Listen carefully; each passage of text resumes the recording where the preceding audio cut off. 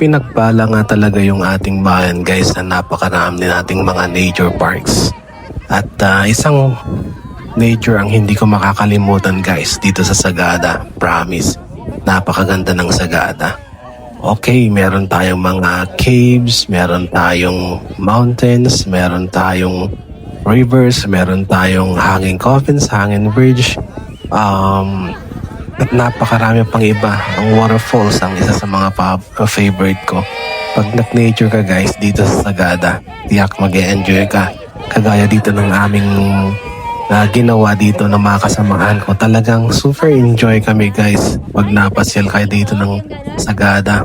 Grabe, i-enjoy mo talaga. Kasi kakaiba Di ba guys? Naranasan nyo na bang pumunta dito guys? Iba-ibang area itong pinuntahan namin, pero dito in particular, ito yung tinatawag na Marlboro Hills. Kaya yan, nag-enjoy lahat ang mga kasamahan namin, di ba? At ang dami guys nabigla ako. Akala ko mga 100 lang katao. More than 1,000 yung nakita ko dito guys na tao. Grabe. Nung time na pumunta kami, so yun, in-enjoy talaga namin kasi sulit talaga guys. Napakaganda ng place ng Sagada. Tara guys, dito uulit pa ako.